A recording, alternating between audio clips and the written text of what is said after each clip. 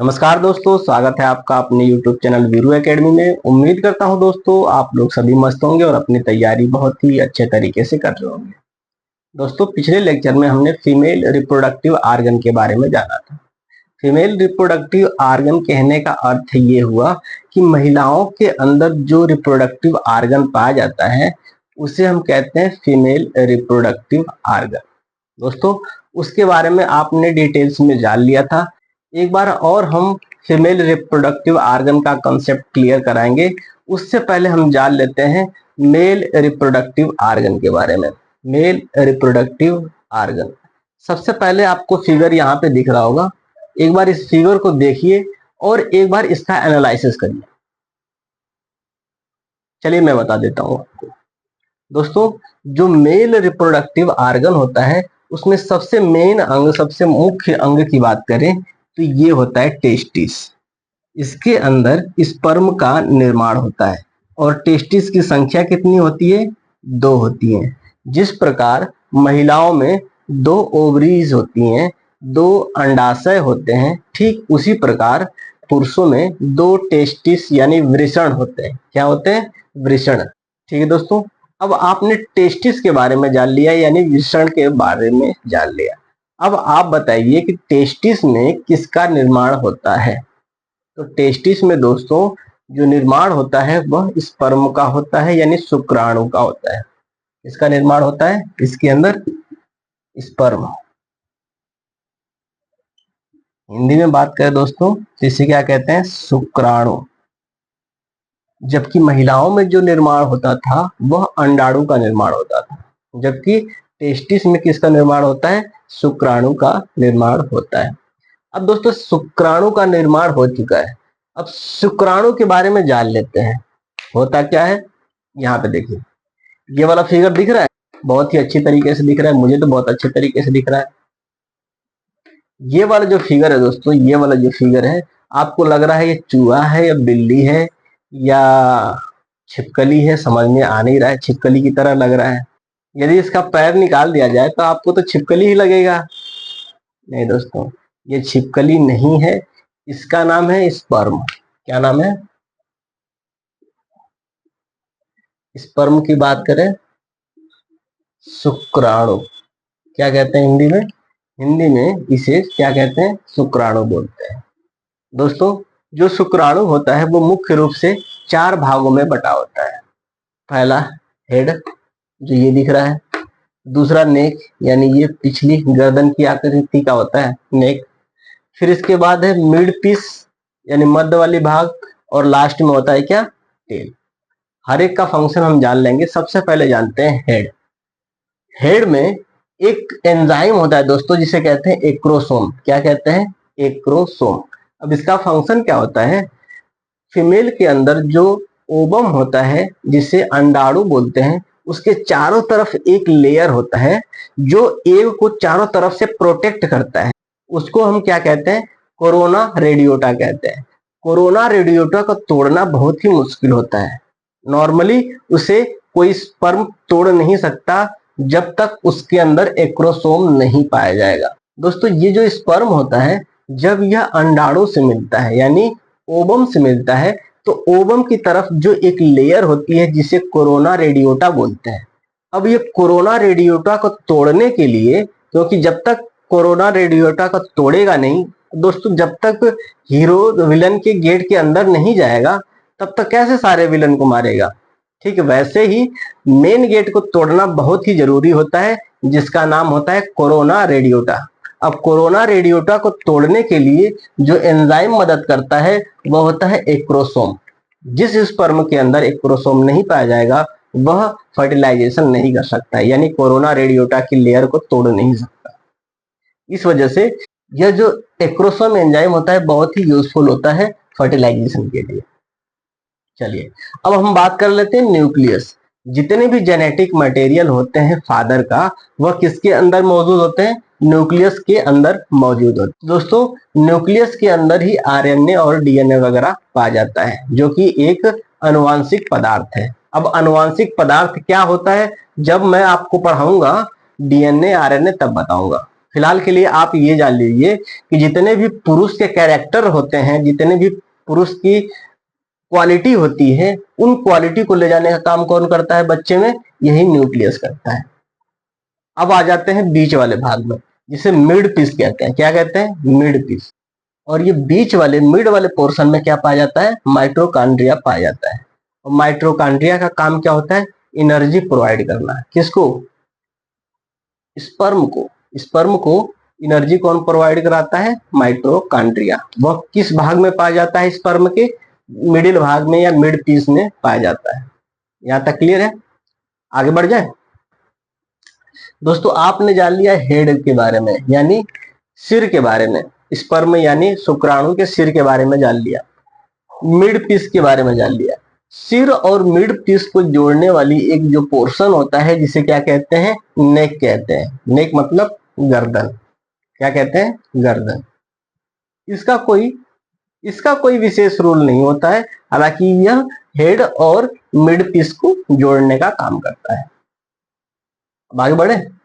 इसके बाद जो लास्ट पोर्शन होता है दोस्तों, इसे कहते हैं टेल। क्या कहते हैं? टेल, पूंछ। क्या कहते हैं? पूंछ। चलिए एक एग्जांपल्स के साथ समझते हैं। आपने मछली देखा होगा, सभी ने देखा होगा, कुछ लोग खाते भी होंगे।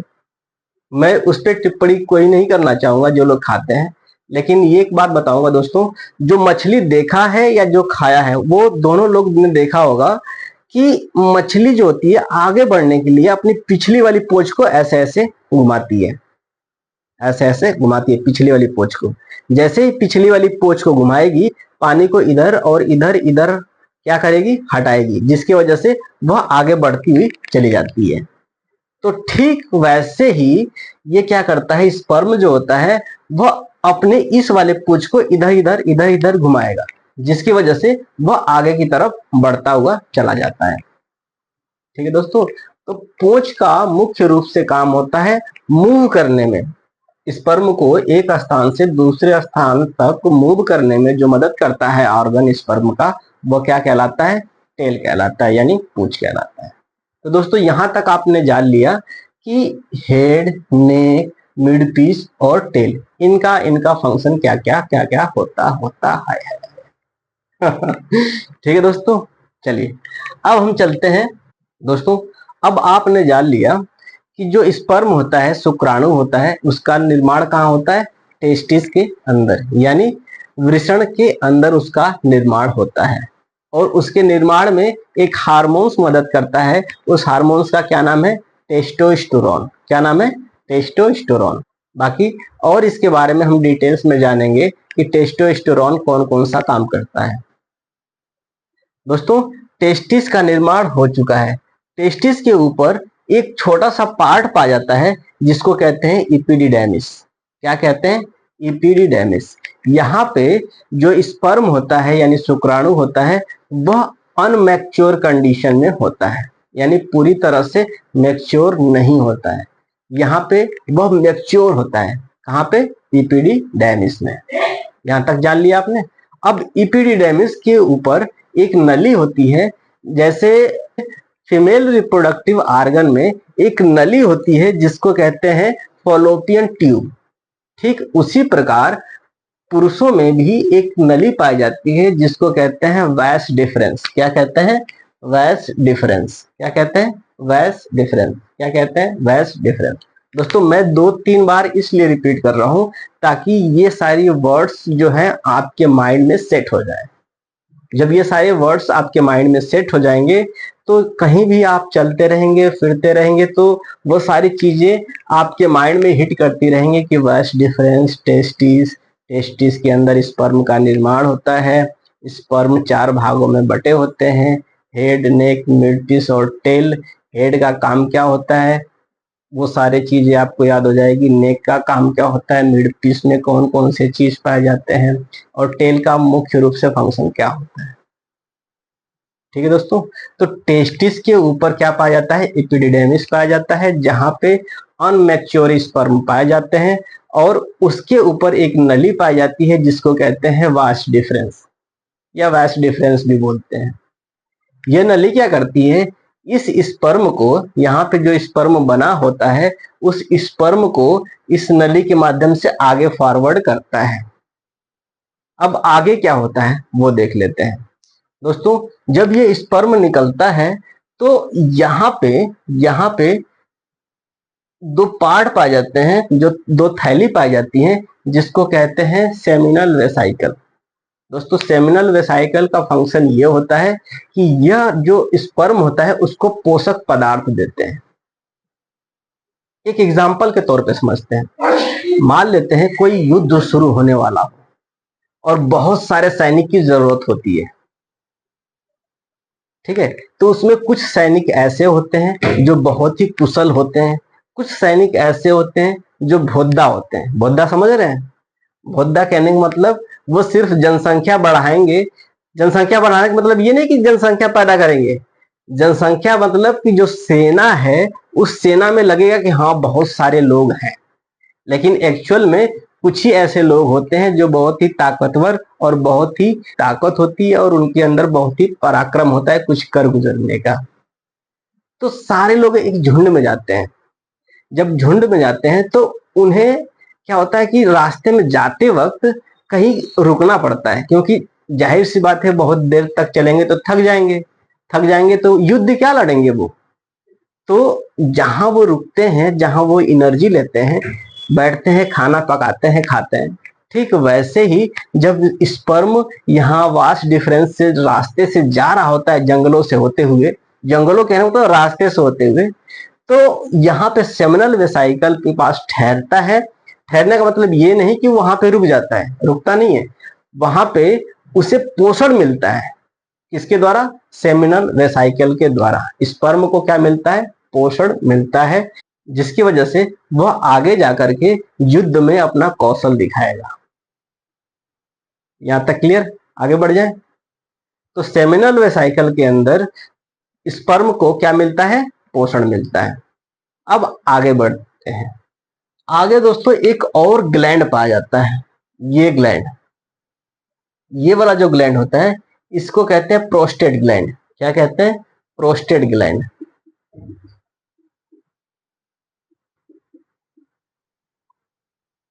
इसको क्या बोलेंगे? Prostate gland. अब प्रोस्टेट ग्लैंड का फंक्शन समझ लेते हैं। दोस्तों, जब मैं एक्सक्रेटरी सिस्टम यानी उत्सर्जन तंत्र पढ़ा रहा था आपको, तो वहां पे बताया था किडनी के फंक्शन के बारे में। आपको याद होगा, जिसने मेरा वीडियो पिछला देखा हुआ है उसे बिल्कुल बाकायदे क्रिस्टल क्लियर हो रहा होगा कि कैसे किडनी फंक्शन करती है और किडनी से निकलने वाले जो नाइट्रोजनस वेस्ट होता है वह किस रास्ते से होकर के हमारे पेनिस के थ्रू बाहर निकलता है। अब दोस्तों, किडनी को भी एक बार रिवीजन करके सारी चीजों को एक साथ कोरिलेट कर दूंगा, और कोरिलेट करने के बाद वो चीजें आपको बेहतर समझ में आएगी। हमने देखा था दोस्तों कि हमारे बॉडी के अंदर जितने भी लिक्विड नाइट्रोजनस वेस्ट होते हैं उनको अलग करने का काम कौन करता है? हमारी किडनी करती है। किडनी हमारे बॉडी में कितनी होती है? 2। अब आपको लग रहा होगा कि ये टेस्टिस पढ़ाते पढ़ाते किडनी में कहां से पहुंच गए। बिल्कुल लगेगा, क्योंकि वहां से यहां तक आने में दोस्तों एक ऐसी रास्ता पड़ेगा जब किडनी और स्पर्म दोनों एक रास्ते से होकर गुजरेंगे। तो क्यों ना हम उस रास्ते को भी जान लें और उस रास्ते को भी जान लें, क्योंकि मंजिल दोनों की सेम है। हालांकि मंजिल सेम नहीं है लेकिन रास्ता तो सेम है, तो क्यों ना रास्ते के बारे में एक बार जान लेते हैं। दोस्तों, जो किडनी होता है, किडनी से जो नाइट्रोजनस वेस्ट होता है जैसे यूरिया, यूरिन, यूरिक एसिड जितने भी होते हैं, वह एक नली के माध्यम से, ये मान लेते हैं ये किडनी है, मानना क्या है ये किडनी है ही, तो यहां से किडनी जो होता है दोस्तों, किडनी जो फिल्टर करके, नेफ्रॉन इसका यूनिट होती है किडनी की, स्ट्रक्चरल और फंक्शनल यूनिट, तो उसको हम उतना डिटेल्स में नहीं जानेंगे। हम बस जानेंगे किडनी से एक नाइट्रोजनस वेस्ट आता है जो लिक्विड के फॉर्म में होता है, वह एक पाइप के थ्रू आता है जिसका नाम है यूरेटर। क्या नाम है? यूरेटर। यूरेटर्स के थ्रू जो किडनी से अंदर नाइट्रोजनस वेस्ट एक थैली में आता है, इस थैली का नाम है यूरेनरी ब्लेडर यानी मूत्राशय। ठीक है, यहां तक क्लियर हो गया दोस्तों। यानी किडनी से एक नली आती है जो नाइट्रोजनस वेस्ट को लेके आती है, और वो नाइट्रोजनस वेस्ट को लेके आने वाली जो नली होती है यूरेटर होती है। क्या नाम है? यूरेटर। और यूरेटर आके खुलती है कहाँ? यूरेनरी ब्लेडर में, यानी मूत्राशय में। अब मूत्राशय में खुल चुका है दोस्तों। यहाँ पे क्या है? यूरिन है, यानी पेशाब है। सीधे सीधे ठेठ भाषा में समझिए, यहाँ पे क्या है? पेशाब है, जिसे यूरिन बोलते हैं। क्या बोलते हैं? यूरिन। अब ये यूरिन, अब होता क्या है दोस्तों, ध्यान देना। पुरुषों में जो यूरिन निकलने वाली नली होती है और जो स्पर्म निकलने वाली नली होती है वो सेम होती है, कॉमन होती है। जबकि महिलाओं में यूरिन निकलने का सिस्टम अलग होता है और ओवम निकलने का सिस्टम अलग होता है। यानी वहां पे क्या होता है, दोनों का जो मुख्य द्वार होता है वो अलग अलग होता है। सीधे सीधे बात, नो बकवास। ठीक है, आपका कंसेप्ट क्लियर होना बहुत ही जरूरी है दोस्तों। लेकिन पुरुषों में क्या होता है, जो स्पर्म निकलता है और मूत्र निकलता है वो सेम मार्ग से निकलता है, जिसे यूरेथ्रा बोलते हैं। क्या बोलते हैं? यूरेथ्रा। देखिए दोस्तों, अब यहाँ पे यूरिनरी ब्लेडर में हमारा पेशाब यानी यूरिन आके कलेक्ट हो चुका है। यहीं पे एक ग्लैंड पाया जाता है। क्या पाया जाता है? ग्लैंड, जिसका नाम है prostate gland. Prostate gland. Prostate gland का काम क्या होता है, जब यूरिन आ रहा होता है तो उस वक्त ये किसको रोक देता है? स्पर्म को रोक देता है। जैसे ट्रैफिक पुलिस होता है ना, ट्रैफिक पुलिस का नाम सुना होगा। हाँ, काफी लोगों का चालान कटा है ट्रैफिक पुलिस से। दोस्तों, ट्रैफिक पुलिस क्या करता है, कहता है कि रुक जाओ, आप जाइए भाई साहब। जैसे ही इधर की ट्रैफिक जाम होती है फिर इधर को छोड़ने लगता है, इधर को रोक देता है। तो जो रोकने का और भेजने का काम करता है, किसको रोकना है किसको भेजना है, वो कौन करता है? प्रोस्टेट ग्लैंड करता है। दोस्तों, इसका काम बहुत खतरनाक है। इसी वजह से पुरुषों में सबसे ज्यादा कैंसर जो होता है वो प्रोस्टेट ग्लैंड में होता है। प्रोस्टेट ग्लैंड में सबसे ज्यादा कैंसर होता है। लेकिन कैंसर का दोस्तों सही इलाज आज तक ढूंढा नहीं गया।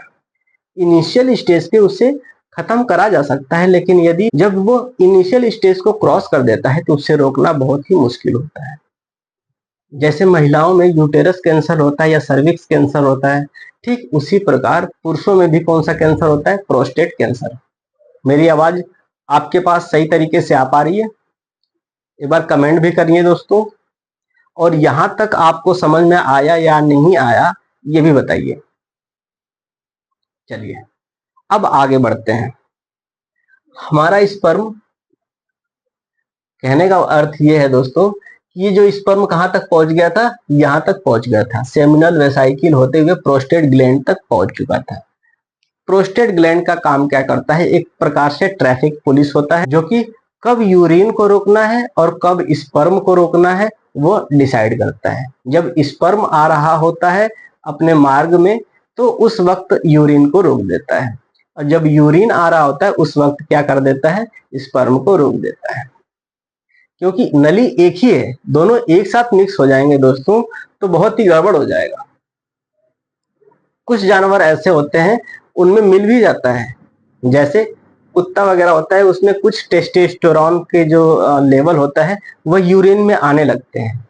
आपने देखा होगा दोस्तों कि जो डॉग होते हैं वो, कोई गाड़ी खड़ी रहती है वहां पे टांग उठा करके यूरिनेशन कर देंगे, यानी पेशाब कर देंगे, और हर एक इलाके में हर एक दीवार पे करते जाएंगे। वो डिसाइड करते हैं कि वह उनका इलाका है, लेकिन उन्हें ये नहीं पता है कि जो गाड़ी खड़ी है वो कुछ देर में वहां से चली जाएगी, और जब वह दूसरे के इलाके में जाती है गाड़ी तो उस इलाके के कुत्ते उसके ऊपर भौंकने लगते हैं कि ये कौन आ गया हमारे इलाके में।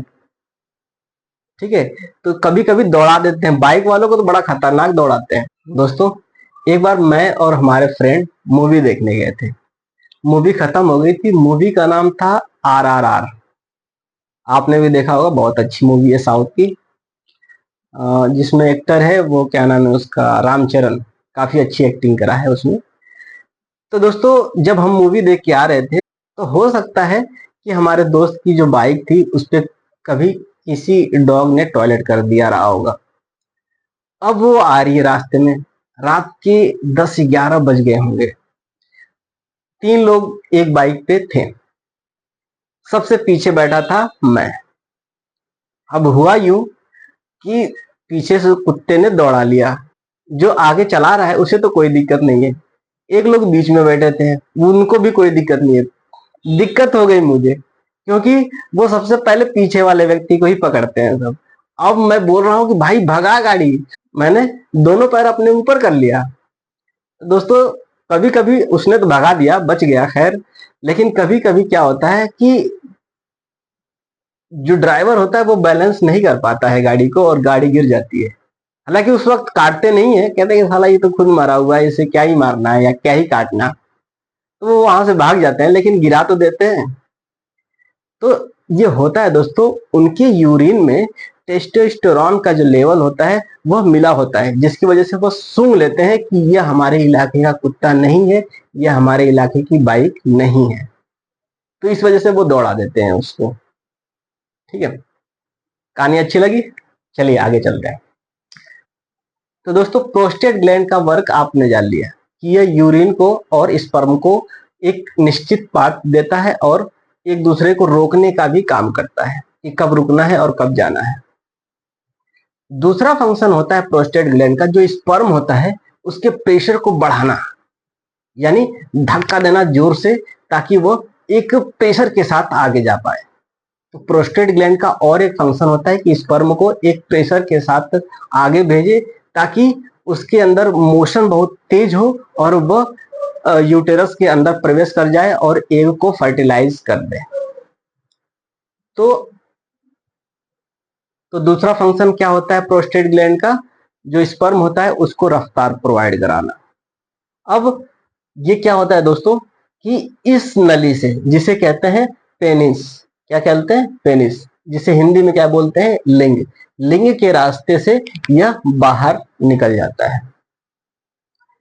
अब होता क्या है दोस्तों, हमने आपको जब फीमेल रिप्रोडक्टिव आर्गन बता रहा था, यहाँ पे दिख रहा है आपको, चलिए नहीं दिखेगा बताना, मैं एक फीमेल रिप्रोडक्टिव आर्गन बता रहा हूँ थोड़ी समझने के लिए, बहुत छोटा में बनाऊंगा, घबराइए मत, चिल्लाने की जरूरत नहीं पड़ेगी आपको कि दिखाई नहीं दे रहा है।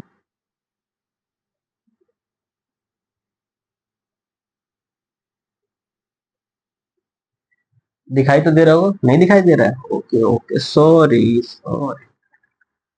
कहाँ बना दे, यहाँ बना दे, चलिए यहाँ बना देता हूँ छोटा सा।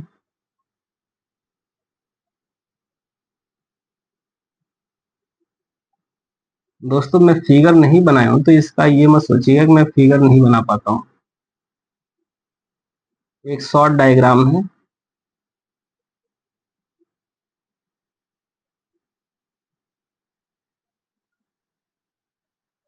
दिखाई तो दे रहा होगा दोस्तों। ये क्या है दोस्तों, मैंने बता दिया है, जिसने मेरा पिछला वाला लेक्चर देखा होगा उसको पूरी तरह से समझ में आ रहा होगा। यह है वेजाइना, यह है सर्विक्स, यह है यूटेरस, यह है फॉलोपियन ट्यूब और यह है ओवरी। ठीक है, यहाँ तक क्लियर। दोस्तों होता क्या है, ये जो पेनिस होता है जब वेजाइना के अंदर प्रवेश करता है तो यहां से क्या करता है, स्पर्म डिस्चार्ज कर देता है। अब स्पर्म आधे इधर जाएंगे, आधे ऊपर जाएंगे और आधे इधर जाएंगे। दोस्तों यहां से जब स्पर्म डिस्चार्ज होगा, ध्यान देना, बिल्कुल ध्यान देना, यहां से जब स्पर्म डिस्चार्ज होगा तो ये चारों तरफ फैल जाते हैं। लगभग करोड़ों की संख्या में क्या होते हैं, स्पर्म होते हैं। कितनी संख्या में, करोड़ों की संख्या में, उन्हें काउंट नहीं करा जा सकता।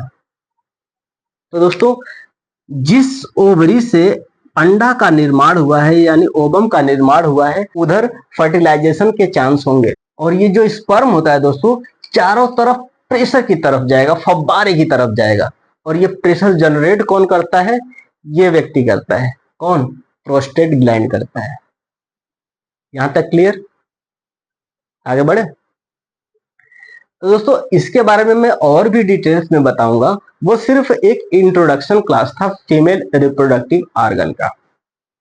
फीमेल रिप्रोडक्टिव आर्गन में हम ये भी जानेंगे कि सेरोगेट मदर क्या होता है, टेस्टी बेबी के बारे में और डिटेल्स में जानेंगे। फिर इसके बाद हम जानेंगे जुड़वा बच्चे कैसे पैदा होते हैं। ये सारी चीजें हम एक्सप्लेन करेंगे। फिलहाल हम कर रहे हैं मेल रिप्रोडक्टिव आर्गन, जिसमें से हमने बता दिया आपको कि टेस्टिस का काम क्या होता है। एक दोस्तों ये है पार्ट जिसका नाम है स्क्रोटम। क्या नाम है? स्क्रोटम, जिसे कहते हैं अंडकोश की थैली। क्या कहते हैं? अंडकोश की थैली। दोस्तों ये जो थैली होती है ये शरीर से बाहर निकली हुई रहती है, और यह इसलिए निकली रहती है क्योंकि जो टेस्टिस का जो टेम्परेचर होता है हमारे बॉडी के टेम्परेचर से कम होता है। जब टेस्टिस का टेम्परेचर बॉडी के टेम्परेचर के बराबर हो जाता है तो उस वक्त जो होता है टेस्टोस्टेरोन हार्मोन्स जो होता है बिल्कुल एक्टिव फॉर्म में आ जाता है। जब एक्टिव फॉर्म में आ जाता है तो वह स्पर्म को क्या कर देता है? डिस्चार्ज कर देता है। ठीक है दोस्तों, यहां तक क्लियर हो गया? जब टेस्टिस यानी वृषण का तापमान शरीर के तापमान के बराबर हो जाता है उस वक्त जो टेस्टोस्टेरोन हार्मोन है वो स्रावित हो जाता है, जिसकी वजह से स्पर्म बाहर निकल जाते हैं। यह कई कारणों से होता है, आपको पता ही होगा कई कारणों से होता है। नहीं पता है?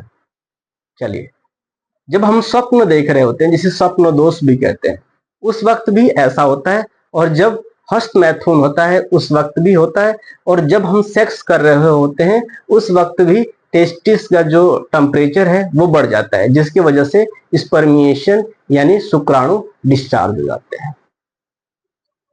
ठीक है, आगे बढ़ते हैं।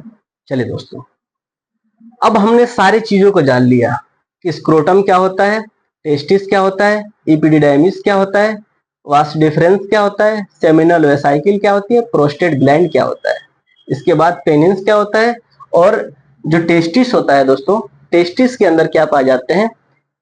स्पर्म का निर्माण होता है जिसे शुक्राणु बोलते हैं। शुक्राणु के कौन कौन से पार्ट होते हैं वो सारी चीजें आपने जान लिया। अब दोस्तों हमने यहाँ पे एक डमी मेल रिप्रोडक्टिव आर्गन को बनाया है। अब हम समझ लेते हैं, इसका लेवल करेंगे तो आप इसका नाम बताना। चलिए, हम आप इसका नाम बता दीजिए, क्या नाम है? वेरी गुड, इसको नाम कहते हैं ओवरी। लिख दो ओवरी, टेस्टिस। ठीक, टेस्टिस के ऊपर ये वाला जो पार्ट है इसका क्या नाम है बताइए? Fallopian tube? नहीं, इपिडिडाइमिस। क्या बोलते हैं?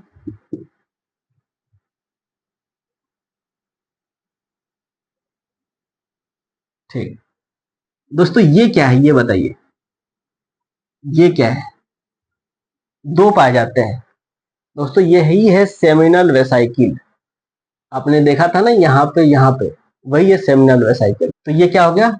Seminal vesicle. इसका काम क्या होता है? एनर्जी देता है यानी पोषक देता है। किसको? स्पर्म को। ये क्या हो गया दोस्तों?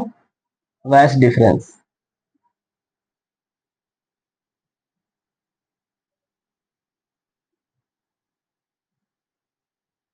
वैस डिफरेंस क्या हो गया? वैस डिफरेंस। और ये वाला जो है सेमिनल वेसाइकिल, ये क्या हो गया दोस्तों? ये वाला जो ये पोर्शन दिख रहा है आपको, इसी को क्या कहते हैं? प्रोस्टेट ग्लैंड, प्रोस्टेट ग्रंथि कहते हैं। आपको दिख रहा होगा दोस्तों, ये हो गया यूरेनरी ब्लैडर, मूत्राशय। मूत्राशय से यूरिन आ रहा है, तो ये कहता है कि भैया आप स्पर्म ये है तुम्हारा, ये स्पर्म है। स्पर्म को यहीं पे रोक दिया। रुको भैया, पहले टॉयलेट हो जाने दो। टॉयलेट यहाँ थोड़ा पतला हो गया, ये टॉयलेट बाहर आ गया। ठीक है, बिल्कुल शर्माने की जरूरत नहीं है दोस्तों, यह एक अवेयरनेस है जो कि सेक्स के रिकॉर्डिंग यहाँ पे अवेयर करा गया है। हर एक इंसान को इसकी जानकारी होनी चाहिए। तो ये यूरिन हमारा यानी पेशाब आपका बाहर निकल गया। जब बाहर निकल जाता है तो ये ट्रैक बिल्कुल खाली हो जाता है। उस वक्त जब ट्रैक खाली हो जाता है तब प्रोस्टेट ग्लैंड क्या करता है? ऑर्डर देता है। किसको? स्पर्म को। यदि सिचुएशन वैसा हो जाए तब वो ऑर्डर देता है। ऐसा नहीं है कि स्पर्म नहीं हो रहा है तो वीर्य निकलती रहे, स्पर्म निकलता रहे, ऐसा नहीं है। जब कंडीशन जनरेट होगा उस वक्त निकालेगा। लेकिन एक चीज का ध्यान रखेगा कि जब स्पर्मिएशन होगा यानी वीर्य का निर्माण होगा यानी स्पर्म निकलेगा, उस वक्त आपका पेशाब यानी यूरिनेशन नहीं होगा। तो जब यूरिनेशन हो चुका है दोस्तों, उस वक्त स्पर्म को जाने देगा, स्पर्म को जाने देगा, स्पर्म बाहर निकलेंगे और जो यूरिन होता है वो यहीं पे रोक के रखेगा। यहां तक क्लियर? बताइए क्लियर है या नहीं, कमेंट करके बताइए दोस्तों। दोस्तों यदि आप लाइक करते हैं, शेयर करते हैं, कमेंट करते हैं और सब्सक्राइब करते हैं तो इससे क्या होगा, हमें मोटिवेशन मिलेगा। जब हमें मोटिवेशन मिलेगा तो हम अच्छा से अच्छा कंटेंट आपको देने की कोशिश करेंगे।